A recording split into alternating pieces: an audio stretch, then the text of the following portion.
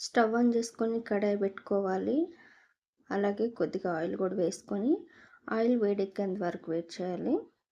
కొంచెం ఆయిల్ వేడెక్కాక ఆవాలు, జీలకర్ర, పచ్చెనపప్పు, జీడిపప్పు వేసుకొని ఇవి బాగా ఫ్రై అయ్యేంత వరకు వేగించుకోవాలి.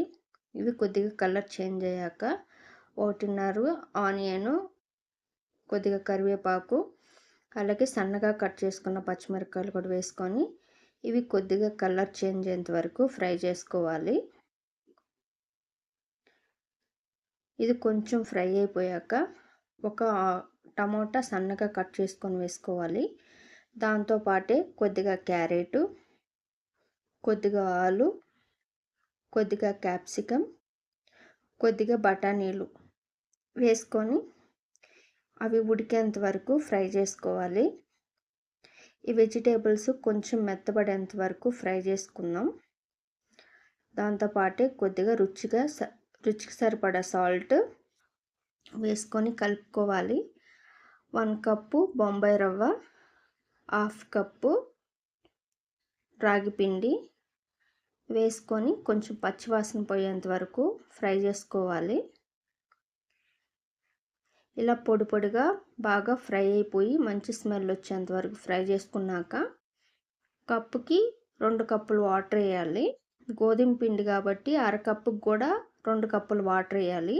మొత్తం 4 కప్పులు వాటర్ వేసుకోవాలన్నమాట. రాగి పిండి కొంచెం థిక్గా అవుతుంది కాబట్టి కొంచెం వాటర్ ఎక్కువనే పడుతుంది. ఇది ఉండలు లేకుండా నీట్గా కలిపేసుకోవాలి. ఇలా కలిపేసుకొని మూత పెట్టి ఒక 2-3 నిమిషాల పాటు లో ఫ్లేమ్లోనే ఉడకనివ్వాలి. ఇలా కాస్త ఉడికాక గట్టిగా అయ్యేంత వరకు కలుపుతూనే ఉండాలి. కొంచెం థిక్గా అవుతున్నాగా కొద్దిగా ఆయిల్ కూడా వేసుకొని కలుపుతూ ఉండాలి. ఇలా గట్టిపడి ఎక్కువ కొద్దిగా కొత్తిమీర కూడా వేసుకొని కలుపుకుందాం. గట్టిపడి ఎక్కువ కడాయి నుంచి ఈ ఉప్మా అయితే సపరేట్ అవుతున్నట్లు అనిపిస్తుంది. అప్పుడే ఉడికినట్టు బాగా ఉప్మా. రాగి పిండి కదా, అది కూడా పచ్చివాసన లేకుండా బాగా అవుతుంది. ఇలా సపరేట్ అయ్యేంత వరకు ఉడకనివ్వాలి. ఈలోపు చట్నీ కూడా రెడీ చేసుకోండి. నేను చట్నీకి వీడియో పెట్టలేదు. మీరు రెడీ చేసుకొని చట్నీతో పాటు తింటే చాలా బాగుంటుంది. ఈ వీడియో మీకు ఎలా అనిపించిందో కామెంట్ చేయండి. మరిన్ని వీడియోస్ కోసం మా ఛానల్ సబ్స్క్రైబ్ చేయండి.